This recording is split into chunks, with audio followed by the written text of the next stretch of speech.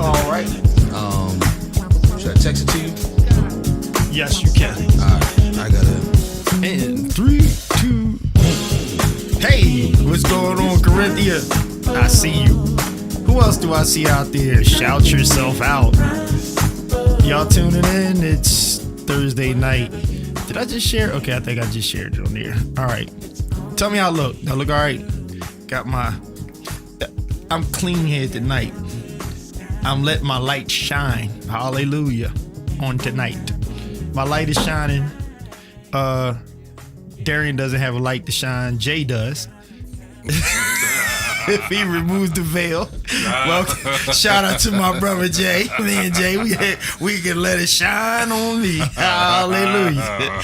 Darian ain't as holy as we are, you know. He can't shine on me like us.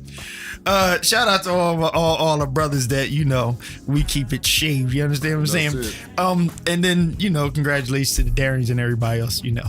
But nonetheless, I got my deacon juice. I'm ready for a discussion on tonight. Yes, I am. So up to everybody. Cheers. Mm-hmm. All right. So whatever's in your cup that's your business, in case you care to share. And so, yes, this is no sugar. It is just straight tea. And it's good too. Anybody got some act right? Let me know. Maybe share it next time. But nonetheless, I'm going to turn this over to Darian Brister and Jay Mars. Shout out to my sisters, Enon and also Angel. And to all of you out there and everybody in the comment section thus far. Just say hello. I can see it right here on the screen. I'm looking at it. So my screen, matter of fact, I'm going to flex, right? So I got this camera here, and you see it's on Darian and Jay. But what I'm gonna do is I'm gonna move it, the wrong way, over here so you can see what I'm looking at. So I can see your comments on screen if you look, and there you are. So right now, I can see Corinthia on here. All right, she said bourbon with cranberry. Okay. I know you gonna keep it 100%. I'ma just add this to it. Say no more. All right, but to everybody else out there, that's what we doing here. So I'm looking at what y'all talking about while they're talking at the table. So I'm engaging with you. So show me some love, show the guys some love, and let's tune in. Let's get into the discussion. I am now going to turn it over to the table, and these two handsome gentlemen behind me, these young boys, I'm turning over to them. They're going to take it away. All right. Peace, y'all, for now. All right. Welcome back. Welcome back, everybody. Welcome. Between Sundays tonight is episode 65. AARP episode. Nice. Come on. Again, we're a platform where we offer perspectives of the modern church ministry operation and the many nuances therein from the lens of worship arts and multimedia personnel. Tonight's gonna get a little funky. Oh boy. But before we start our new series, I would like to revisit our comment that we talked about from last week, which came in 2 episodes ago. So I'm going to jump right back because there's a few buzzwords when I re-listened to our conversation from our last episode. There was 2 buzzwords that really stuck out to me, and I really want to dialogue at least a little bit about those tonight. So revisiting that comment that we discussed last week, again, it came in 2 episodes ago from good friend Andre Cartwright. And the comment said, live stream now creates a comparison with every other church that's streaming. And that magnifies the need for perfection. There's one scroll between the local church and Potter's House, as an example. That lessens the threshold of tolerance for imperfection. All right. Those of you who are with us, again, thanks for tuning in. As always, I'm going to shout out some watchers a little bit later, but if you're watching us, please be so kind to share to your page, share to a group, tag someone. And share the conversation. Invite people to the conversation. All right, so Jay, just let me do this before I throw out the first buzzword. I guess a small summary of when we were talking about this last week, and we really focused on trying to figure out why churches are, comparing how they stream to another church in a manner that it seems like they're trying to replicate what another church does to try and duplicate that church's success or results. I think that was the central question that we were kind of really hitting at. And one of the places we arrived at is that if your purpose of live streaming is, honorable and sober, then it eliminates the need to compare. Right. It eliminates that need to keep up with the Joneses. Right, exactly. It eliminates that need to, try and replicate someone else's success and results. Now, again, two buzzwords that came up, we didn't really get a chance to really hit them hard. First one, and I'm throwing it right to you. Scrutiny. I think that was something that you mentioned in terms of the dynamics of the mindset. Yeah. When we talk about, the threshold or the tolerance for imperfections. Right. We feel like when, there is imperfections, or when the quality is not to a certain standard, we open, or that ministry may be open or receive scrutiny. Right. And one of the questions I asked was like a quick question I threw to you was, scrutiny from who? Can we revisit that, Jay? Yeah. So you look at anything long enough, you're going to find something wrong with it. There's only one perfect thing, and that's God himself. Yes, sir. So anything that you look at, even if it's in the best of excellence that you try to portray, somebody's going to say, nah, that's wrong with it right there. Somebody's going to try to find something. Yeah. So in the world that we live in now, the century that we live in, with the technology as good as it is, one of the main things that we were talking about is trying to get there so fast. Yes, sir. Because we try to get there so fast, it puts a target on the innocent back. Because those that are not trained in certain areas, you're forcing them to now have to learn what to do and how to do in a short amount of time. Something that might have took you 5 years to learn, they now have to try to watch what you do and fail, and then try to learn and fail again. And it's going to take them longer than 6 months. Yeah. But because they're trying to keep up with what they saw you do. As a matter of fact, I know for a fact, the church, one of the churches that you were at, where you did sound. Yeah. Guy came to me, man, that ain't never sound like that in here. Well, that's because of who you have. My man brought in all his stuff, and what you thought was a hopeless case because of the acoustics. Somebody came in that knew what they were doing and knew what to listen for. See, you don't pay the plumber just to bang. You play him because he knows where to bang. Woo! There was a lot in there. Yeah, Man. there's a lot in there. It's okay. I was doing some tech stuff. I was like, wait a minute. Hold on a second. I'm saying. I got you. So what you thought was a hopeless case, you have somebody in there that know what they're doing. Right. And bringing the least of equipment. However, it's effective.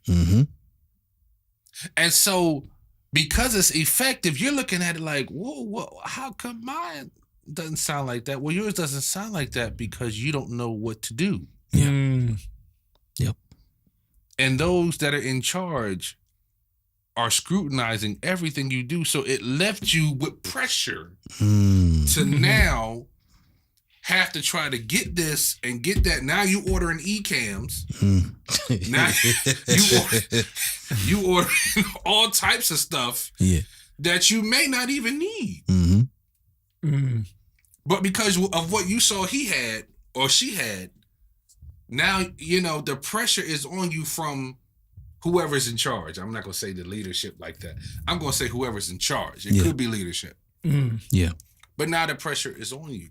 So, like you said, it does put that target on your back from those that are in charge. I would even say even with the music ministry, because now we want P16s now. Yeah. What's a P16? Huh? Come on. The P16 is... Oh, yeah, I got to see. Yeah, I forgot. I'll be honest. I don't even know half this stuff. I'll be honest. I don't even know. So basically, we want our tracks, our personal mixes, basically. It's a personal mix. Yeah. So not only do we want personal mixes, now the person that don't know how to do sound have to now fix all that and hook it up. Yep. So now you got 5 P16s, and you have no idea what to do. Wow. No idea where nothing's at. Don't know where the snare drum is on there. Don't know where pastor's mic is on there. You don't even know where to start. Good Lord. And now you done got your P16s hooked up. Now you need a talk back. I need a what? What's that? Well, can't we use that mic over there? So it's just I know. Look, I know what he's talking about. I know what he's talking about too. hey, Pete, man, look, don't get on me, man. Look, I say what comes to my mind. That's why I don't talk a lot. You don't want to hear what I have to say because I say exactly how I think. Oh yeah. All right. So, but yeah, but that's the type of scrutiny, man, that puts pressure on the wrong people. Wow. And it puts an imaginary target on those that don't know. Yeah. And I'll leave it at that for now. So, Jay, I'm just gonna pick up from where you dropped it off for me. I guess I want to attempt to try and have this conversation of scrutiny from the perspective of internal scrutiny, not external scrutiny. Or basically what I'm saying is the scrutiny it's coming from someone who is affiliated and a part of the church, not from just a random watcher. So I want to try to have this scrutiny conversation from that perspective. Well, that's what I was talking about when you have those that might be in leadership that have, like, all of a sudden now you're in the meeting and now there needs to be a budget of $30,000 that needs to be paid and you don't know how to spend it. Yeah. And now it puts the pressure is on you now to try to make it sound like this person over here. Yeah. And that's the part that gets, I think that is not talked about enough because we've all dealt with that pressure. Yeah. The pastor comes to you or the leader comes to you and says, hey, we need you. We thought we wanted this, but now we need you to do this, that, and that. And you're looking at it like, okay, I see what you want. So in order for me to give you what you're asking for, I need to have this. Well, you don't need that. Well, how else am I supposed to? Yeah. So can I grab it from you right there? Yeah. From a lot of what you just said, those last really 3-4 sentences. Because you know me, I like to kind of start from a root. And so you just really provided a root. Let me expand on the root that you provided. Prior to COVID, I would suggest, and please challenge me on this in the comments if you disagree. Prior to COVID, I would suggest that no one in our church's media and worship and arts ministry were pushing the leadership to live stream and get everything that was needed for live streaming. Right. That request did not come from your media people. It did not come from your music ministry. It did not come from your tech ministry, right. audio. The request for streaming and to try and get a live quality stream prior to COVID, that was not a request made from the media ministry. Right. All right. Now, enter COVID. Now, nothing in person. So staying connected with your members and with, your church congregation, your sheep, staying connected. The avenue was live video streaming. Right. And most of our churches did not have their own website to stream directly to. Right. So the easiest, most cost-effective in that regard, in terms of destination, social media. Of course. All right. So now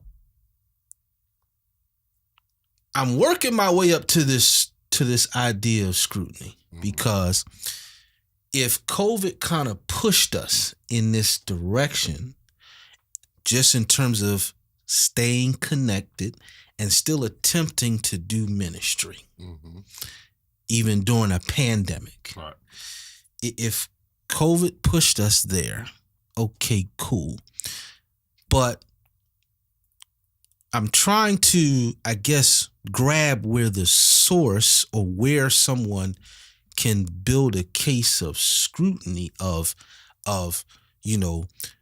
being overly critical of what the live stream looks and sounds like, as if this was something that most of our churches had been doing long before COVID and had all of this training and repetition doing. Right. Right. Clearly, it can't come from that, because that wasn't the case.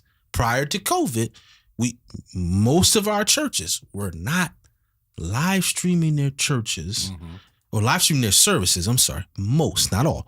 Most were not live streaming their services, and even many that were, they didn't really put the utmost attention on it. Right.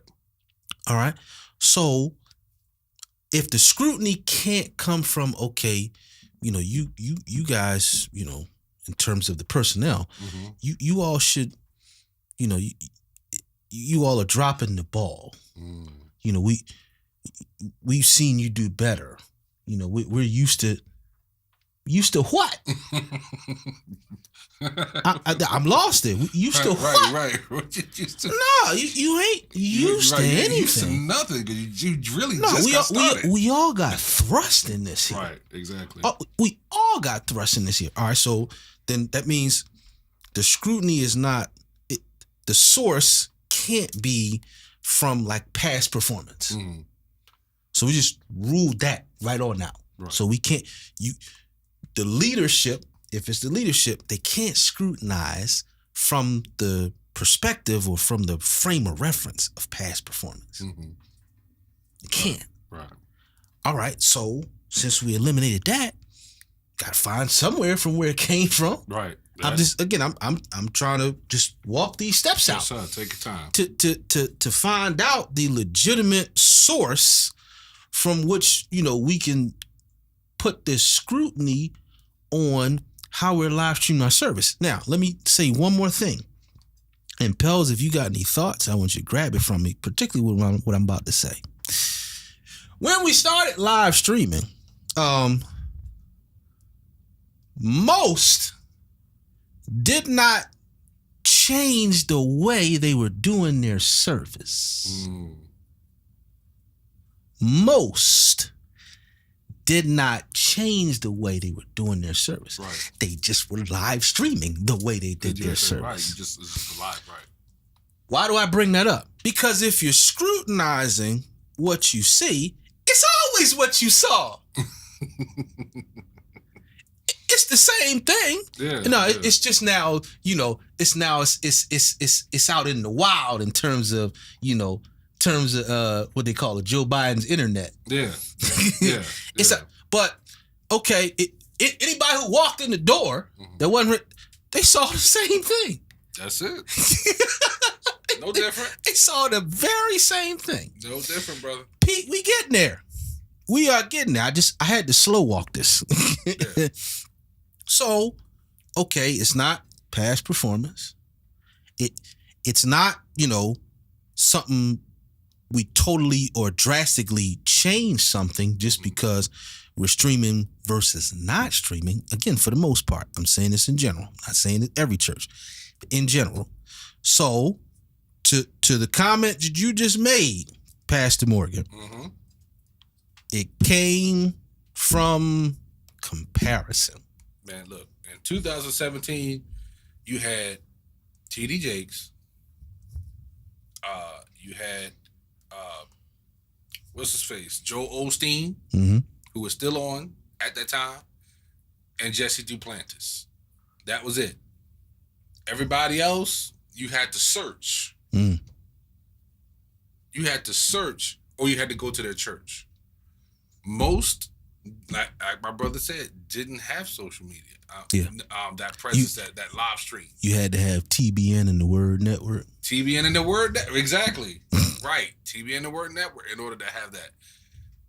Nowadays, is TBN even still on? Good Lord. They still on. So now you don't got to have nothing. Now you just turn on Facebook and you just see everything. But like he said, no, at that time, no, Pete, you're right. 4 or 5 different churches. That was it. And again, it's the observation or observing how other churches maybe did their stream. There's nothing wrong with that. There's nothing wrong with that at all. But the comparison is usually where you get in trouble, which leads us to the second buzzword. First buzzword, scrutiny. The second buzzword was being relevant or relevancy. And so, Pels, I got to ask you this question. Particularly when we talk about relevancy, I guess, what comes to your mind, Pels, when you try to reconcile relevancy or staying relevant, reconcile that with doing ministry? Because I believe it gets sticky there when those two kind of get entangled. It can get sticky. But your thoughts on, I guess, maybe balancing what I believe may be the more sober approach of staying relevant as it relates to method and the times, the digital age, the information age, when it comes to ministry versus just trying to be relevant in ministry. Well, a lot of it has to do with honesty.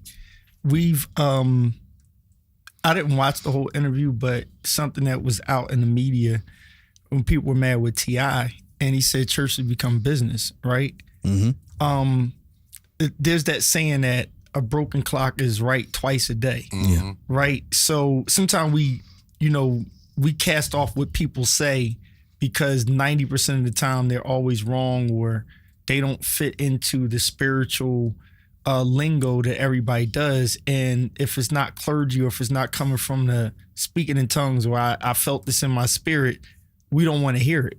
And it's like, well, the smart business people listen to the everyday customer. They take the smallest complaint and they say noted, right? So if somebody says, hey, the carts are ugly, they're going to be like, what don't they like about the cart?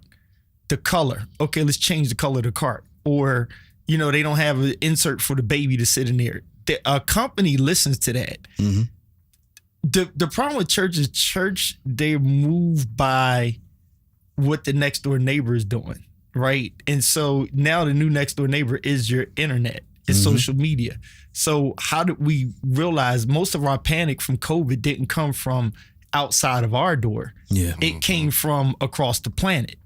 And then it came across, was it Seattle? It started over here at the basketball game.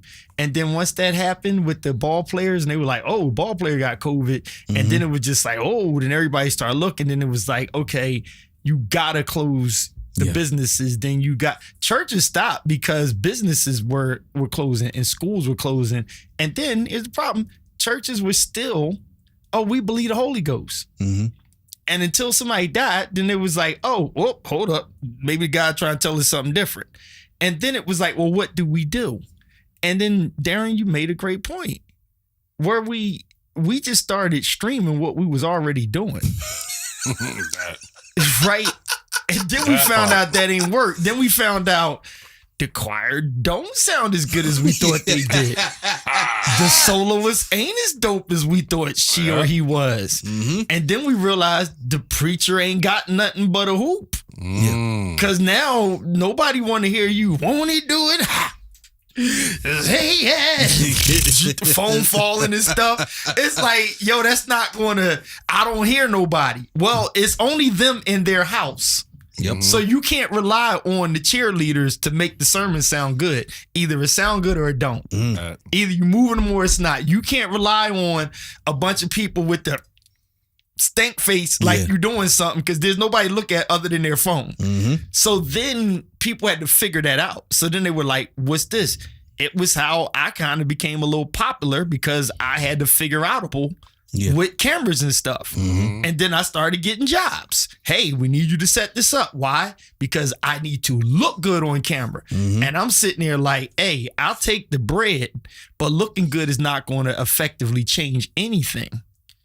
Once people say everybody looks good now.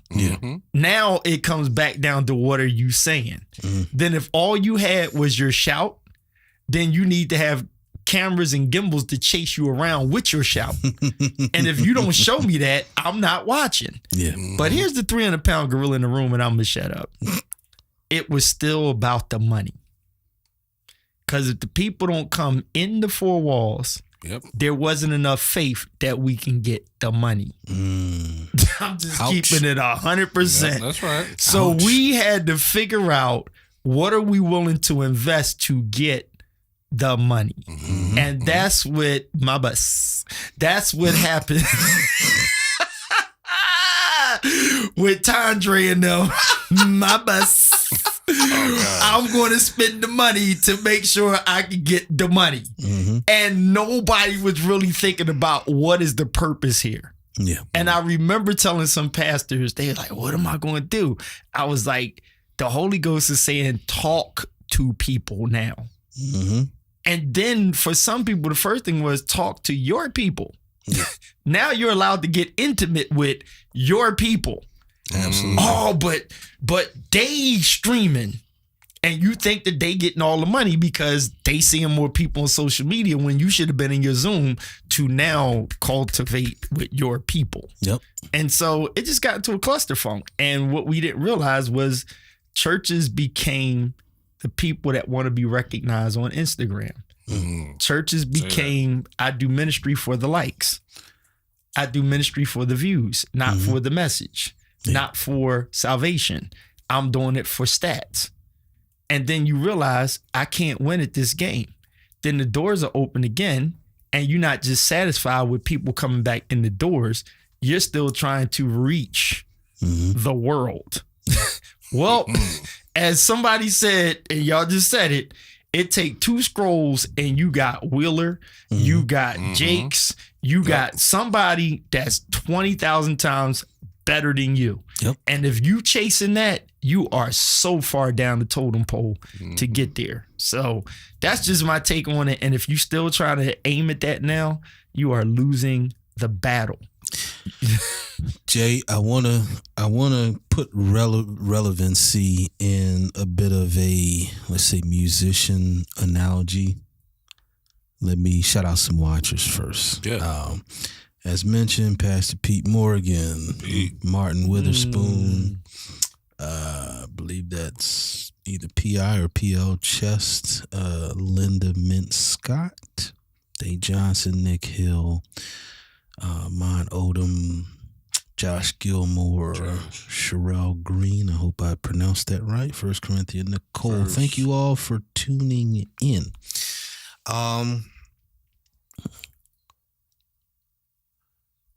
I would venture that many of us as musicians, regardless of your genre, but obviously our focus is more the gospel music and the church musician, the church creative.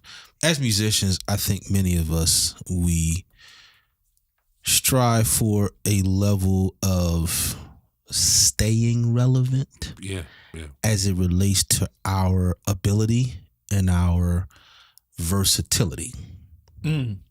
I believe we all strive, to stay relevant in regards to those two terms. Now, here's the wrinkle. Here's the wrench. When I talk about staying relevant, and my only way of framing that for reference is specific popular musicians, Corey Henry, Glenn Gibson. If that's my only, again, way of framing the reference, then the risk I run is putting their approach in every setting. Yeah. Oh, wow. Very true. Nice. Very true. That's the risk I run. Trying to put their approach, because they are regarded as the musicians. Right. Right. Glenn, particularly when it comes to church. Yeah. Wow. Corey has kind of evolved a bit, even though he still plays gospel in church. That's really not his central focus, I don't believe. Glenn, church through and through. And I know somebody might say in the comments, well, we just saw a video of him doing a wedding band situation. And that's fine. Right. I saw it. But again, primarily, that's the setting we see Glenn in. And again, most of us, we have the utmost regardance for him in, again, his skill set, his versatility. Sure. As it pertains to many different church environments. But again, the risk is trying to use his approach in every setting. Wow. Yep. That is a risk, because in many settings, it ain't gonna work. That's right. As you said, Pels, it ain't gonna land with the church mothers. Nope. It's just not. Watch this. It's not even really gonna land with the more CCM driven church. Wow. It's not. So when we talk about relevancy, and coming back your way, Jay, when we talk about relevancy, again, I would be very careful. I don't think anything's wrong with trying to stay relevant in what you do. I would just say, when we talk about relevancy, the focus should be more of, the method and the, let's say, the times that we are in versus in comparison to so-and-so and so-and-so Church of God in Christ. Right. So in essence, what I'm saying is, for instance, and let me liken this to, vehicles. All right. And nothing wrong if, you are the person that, you want the Jesus Christ, the electric car. Okay. I don't know why it just escaped me, the Tesla. name of Tesla. Thank you. ain't nothing wrong with you wanting the Tesla. Ain't nothing wrong with that. All right. It also ain't nothing wrong if you a gas car driver, or ready for this? This gonna be a little bit of dinosaur, or if you somebody that like to drive a stick shift. That's it right there. That's me. Ain't nothing wrong. Ain't nothing wrong with that at all. But when you transform that to think that, okay, you are you living in the Stone Age if you don't have an electric car. Right. I Or, to stay relevant, I got to have a Tesla. Right. I got to get that Cybertruck to stay relevant. Huh? Jay. So I'm going to just say this. Just to go back to what Pell said for a minute. When COVID hit and a lot of these preachers had to find themselves preaching without audiences. I can't imagine. But if I had to liken it to something, I would liken it to,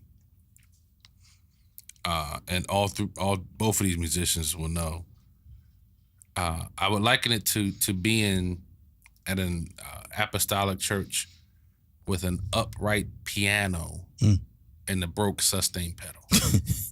Yikes. Yikes. That right there is a situation. That's exactly what it is. Yeah. You got something there. Now it's time to show and prove. Mm-hmm. There's no hiding. Nope. Because the piano tells on you. Mm-hmm. Oh, and the sustain pedal, bro. Oh yeah. It's gonna tell on you. It's gonna tell you. Oh yeah. And to go on with the relevancy of what we're talking about. It's amazing how now we started with our live streams and how things have changed with our live streams, and now with relevancy. Okay, well, you see pastors now taking things even further. Now it's not just a live stream. We got to see you pull up in the Bentley. And somebody needs to stand outside, watch you pulling up in the Bentley, and needs to see you come out the Bentley with your wonderful suit on, watching you walk into church and following behind you. It's the entertainment now. Yeah. We're watching you walk into church and somebody's taking off your jacket like Mr. Rogers. And so they got your slippers ready for you. They got your coffee ready for you. And it's just like they watch you walk into the church. Yeah. Or now, because now it's not just live stream on Sunday. Now we got to have a Monday meditation moment, a Tuesday thought, Wednesday wisdom, Yep. Thursday thoughtfulness. You know what I'm saying? So it's just now you're just in our face now. Yeah. Now you really want to have relevancy in everything now. Now you just want to be in everybody's face because you're like, okay, well, since they can do it, yeah, I must need to stay in y'all face in order for y'all to think of me on Sunday. So I need to be relevant. I don't just need to, and guess what? Now our Bible studies are live streamed. It's not just Sunday morning no more. No. So when you talk about relevancy, well, such and such was streaming there. Really, they stream Bible studies? Okay, well, guess what? We need to stream our Bible. Well, such and such do a morning meditation at 7 a.m. You need to start doing the morning meditation. So guess what? They do a morning.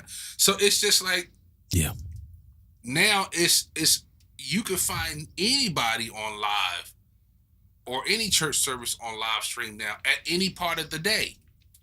But it's crazy. Have we really come to the place that we can acknowledge that we've given people more of a convenient option, right?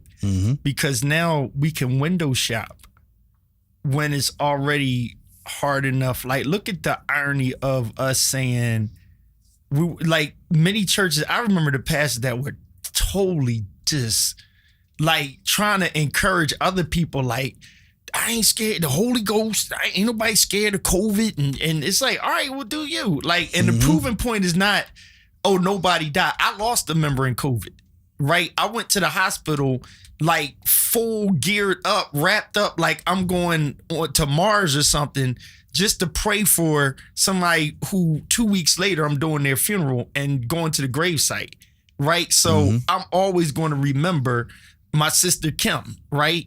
She passed in COVID. 2 other people passed in COVID. I remember that. Now, it's other people, you didn't bury nobody in COVID, because I was at a funeral with Tamika Furby. We did funerals in COVID, ran her like twice because of people that was just like, I ain't scared of COVID. And it's just like, yeah, and nobody's talking about it now. So then I'm looking at other people that was like, so your point was what? Because You jumped in there. You like, I'm going to defy everything. I'm going to show this different. I ain't scared of COVID. And it's like, and you still struggling trying to prove yourself online. And you are so far behind the 8 ball. Right? I mean, just so far behind it. And remember, this podcast, what we've been talking about for ages is still, even musicians, why the heck are we arguing about streaming and stuff and we still trying to find a band? Right? Because you got to have something to show. And then the ultimate part that Keith Pelz is just throwing in the room, listen, people, forget all the politics just for 1 second. Just focusing on the church alone, it is the word of God that we need. And I want to shout out the pastors that are into teaching to equip you to have a conversation about what you believe. Right? Yeah. Churches now are like people that are arguing Nikes that they don't make. And you're arguing it's a better made sneaker than an Adidas sneaker. And you have no foot in the game. You don't even know how to make it or nothing like that, but you trying to argue that. Right now, you need to be equipped with a sound theology because the internet has allowed even AI and people to push their poisonous agendas through something that sounds right to you. That's right. That sounds right. And then people are asking their pastors questions that's like, they covered it in the Bible study God knows how long ago. Yeah. Were you listening and did you believe? It's Corinthians, right? Shout out to Corinthia. This is the gospel that we preach unless you believed it in vain. That's where we at this point. Yeah. Unless you was just going to church and church wasn't going in you. So now the churches are now, as Felix said, they only have other churches to look at. Yeah. When they walk in their church and nobody's coming through the doors, they go to the internet to see where everybody's at. And when they see where they're at, they think, I got to do that to get them in here. Yeah. Right? They're not thinking about, I'm chasing people that are already in the doors.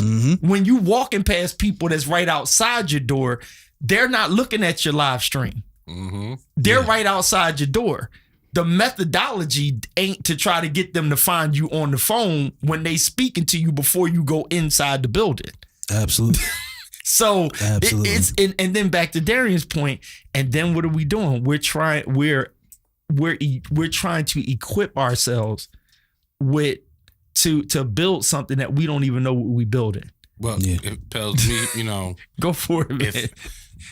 If I had to say one live stream that I really enjoyed, I used to watch all the time, and that is Jamal Bryant's. Okay. And the reason why I enjoyed Jamal Bryant is because Jamal Bryant did 2 services at one time, but he had a different message. He didn't use the same message in both services. Okay. If you missed it, you gotta go and get it somewhere else. You ain't gonna find it at the second service. All right, Keith Pelz here. I'm gonna slide in. I'm gonna be the bad guy. I'm just gonna be the bad guy for 1 second. And y'all don't have to indulge me. Don't even indulge me on this. I like the guy. Here's the problem. That jumps into the people that can afford it.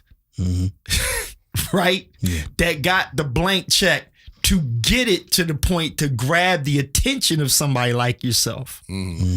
But theologically. Yeah. I feel you, Pels. I'm trying to listen. I'm being fair. I'm just saying because Mike Todd is crushing it on production. I mean, the boy can, he can play. He can, if the drummer ain't there, he can give you a whole show. But a trampoline in the middle of the church, a haircut, something wrong with that. And that got 4 cameras and a gimbal and stuff on it. I only said all that not to pick on the 2 preachers I just named, but that's the problem with the smaller churches. Because that causes them to say, if I can look like that, right, I'm successful. And it's like, no, you just have the right production to do the wrong poison. Yeah. I'm sorry. But then that's the thing, Pels. Right? You don't need a 50-foot boom if you only got 15 people. But that's the problem. People think that they do. Right? They think that they do. And the thing is, that's why Keith Pelzer keeps going into the theological soundness, because if you reach the goal, if a billionaire came in and said, I'm gonna help all the churches in Philly to get the equipment list that Keith, Jay, Darian, Tremaine, and whoever else said is going to make a decent production. Right? I remember, dude, Buster Fields was at a church near my church. They had the jib, the sound. I was like, damn, where Buster at? I mean, the full production. I was like, damn. After I seen Buster, and I ain't never seen that joint again. Yeah. I have not seen anything come out of it that was intriguing. And I'm like, dang, if Buster had that, he'd be crushing right now. Because it was state of the freaking art. And I was like, where's that church at? It was like North Philly. I was like, wait, what? Where? So tonight's hour power, so we don't want to belabor the hour. Oh, yeah. As we just kind of put a bow on the live stream. Again, I said at the end of last episode last week, re-examine your purpose on live stream. Make sure your purpose is sober. All right. And then you won't have the need for comparison. That's a good way to put it. Us get to our main topic, even though we only got 10 minutes. 10 minutes. Let's get it. Our main topic, church membership and blurred lines. So tonight's going to be a bit of a teaser. Let me start here. No, boy. Let me start here. Because we're going to be talking about this for a while. There's going to be some uncomfortable parts about this. But I speak for the three of us when I say we are not against church membership. No way.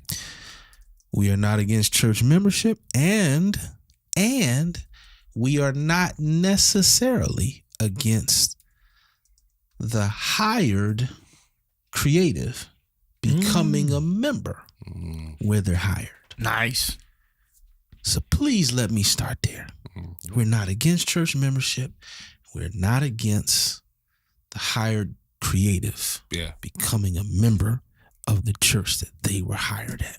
Oh, my. We are not against it.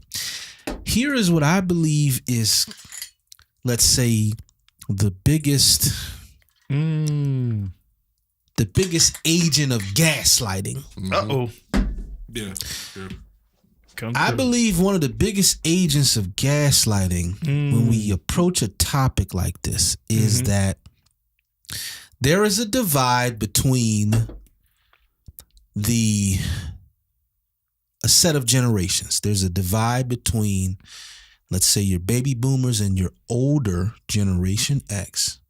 They're on one side for the most part. And then on the other side, you have your younger Gen X, your millennials, your Gen Zs. Right. And so what happens, I believe, is because I hear this term a lot, Jay. I'm old school. I hear that in ministry context, in church so context. Corny. I hear that a lot. Yeah. I'm just old school. What does that mean at this point? My God. Before we get to that, because we got to talk about that next week, Pels, in terms of what does that mean. Right.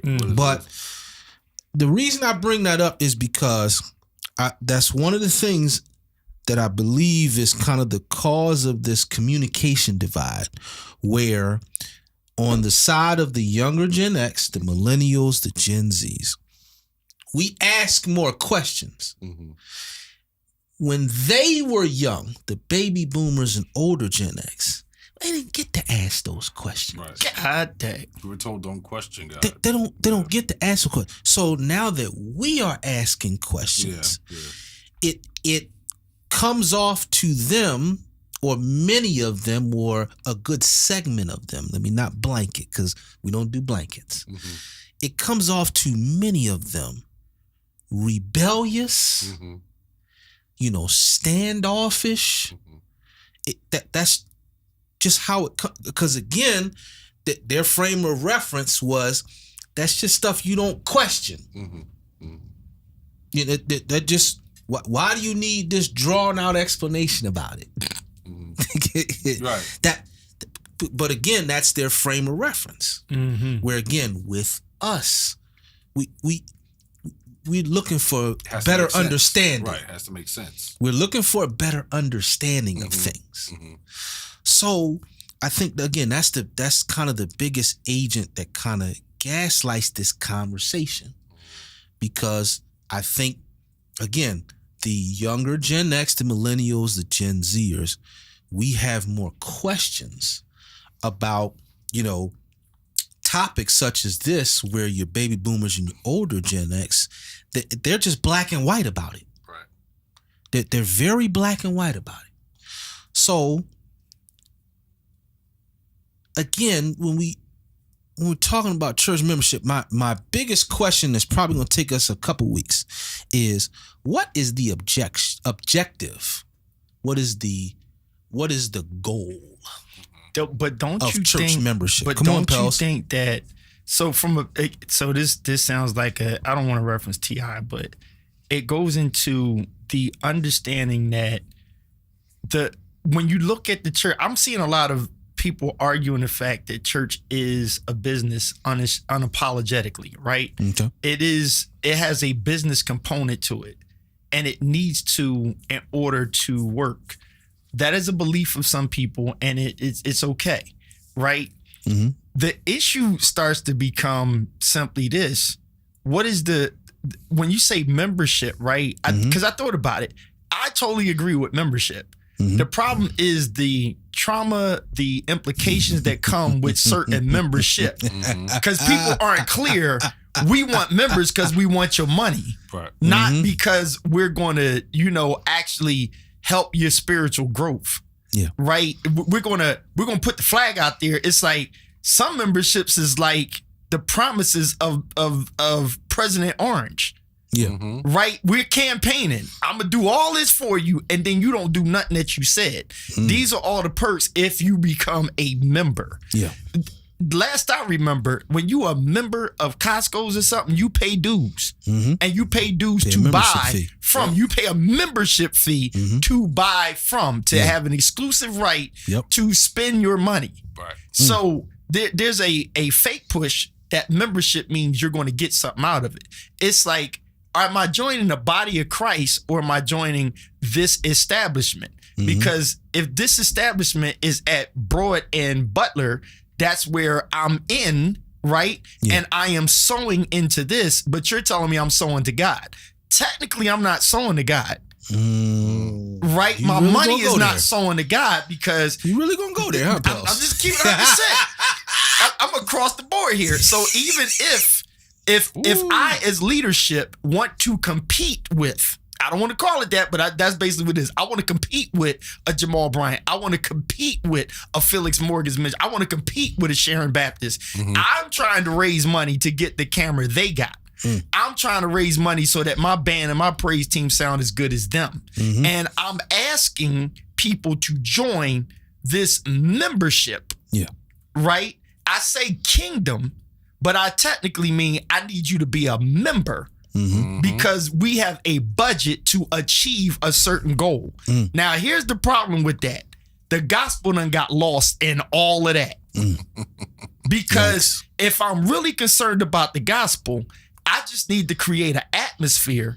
Whether you go in and out, I'm not pressing you to be a member.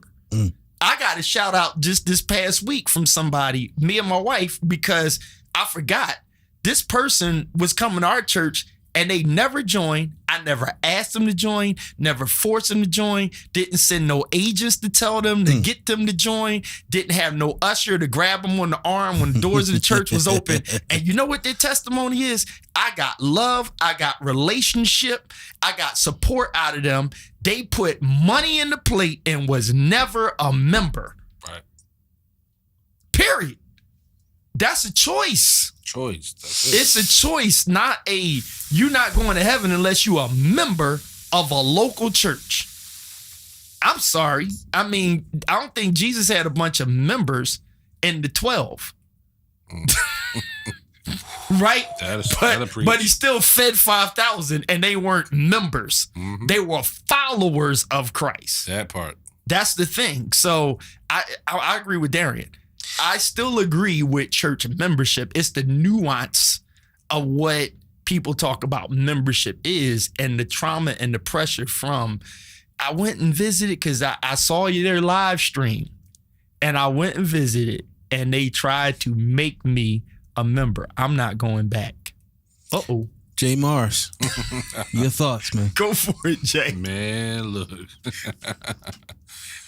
It's just so it's so funny, man, how church membership is used now.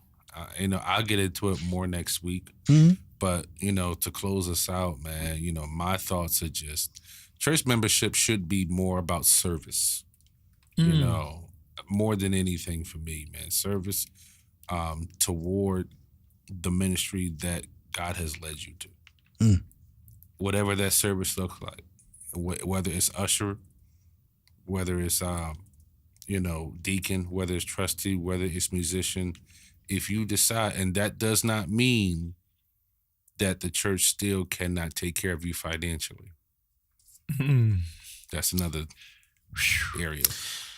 We getting out of here. Yeah, I was about to say, you gonna be running out the door on that one. We getting out of here. Over, bit boy. of a cliffhanger. Yeah. Shouting out a few more watches I saw come in. Carla Tucson. That's it. Mm-hmm. Tucson coming home. Okay. Cheryl Spinner Vaughn. I think that was it. Oh, welcome, James McCleary. Thanks for tuning in. Welcome. We getting out of here, but Corinthia put a comment. She says, what is the benefit of becoming a member?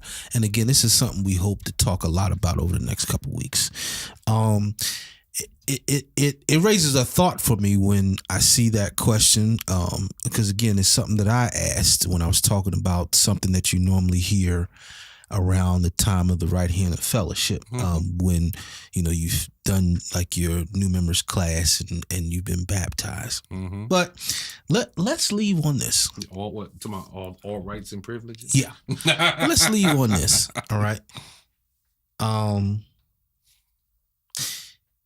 If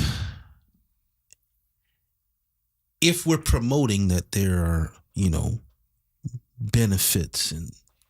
Well, let's just leave it at benefit. If we're promoting that there's a benefit to church membership, right? Mm-hmm. Then how do we treat those who are not members? Like members?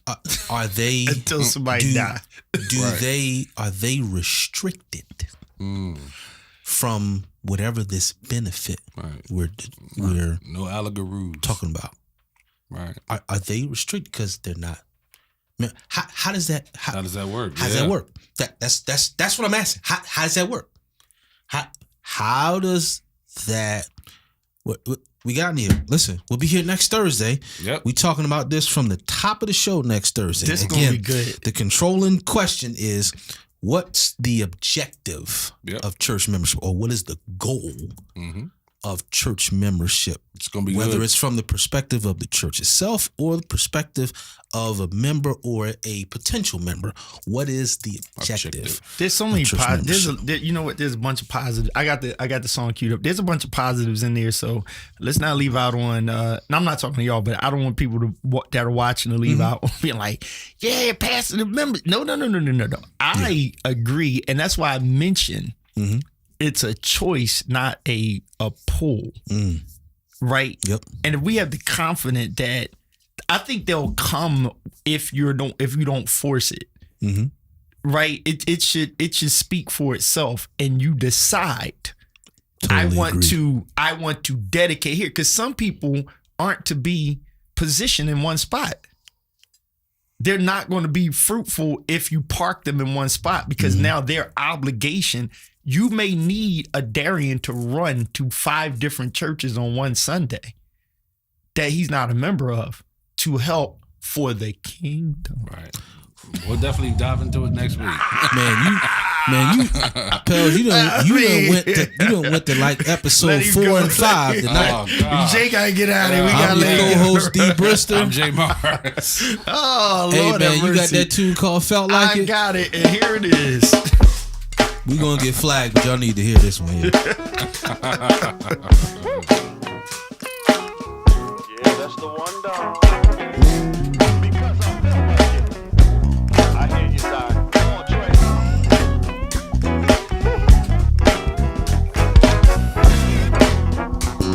Yeah, we on the horns. Yeah. This line right here.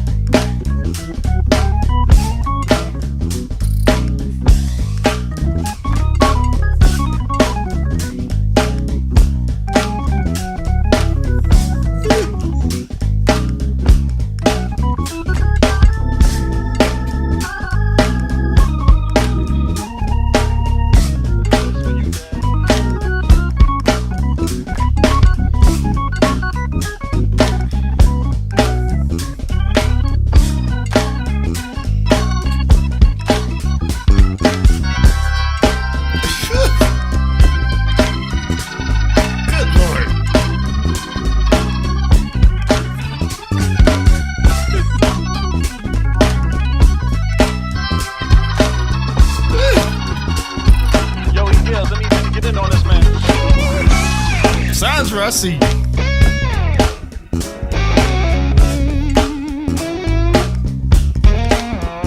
That's that good old jam session stuff.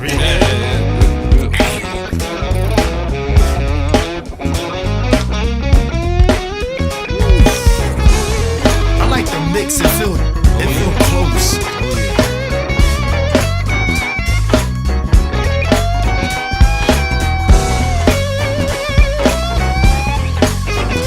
Nice over.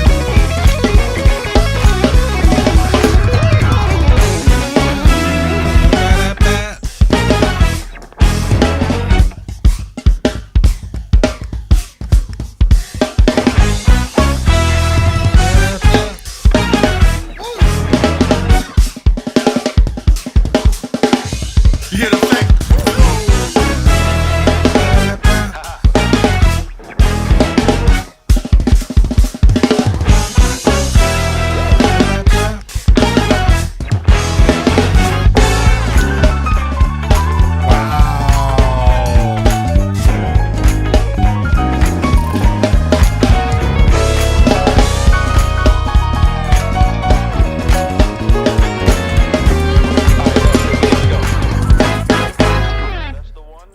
That's the one dog. That's it. That's it. Good night. Jeez. Woo. Man.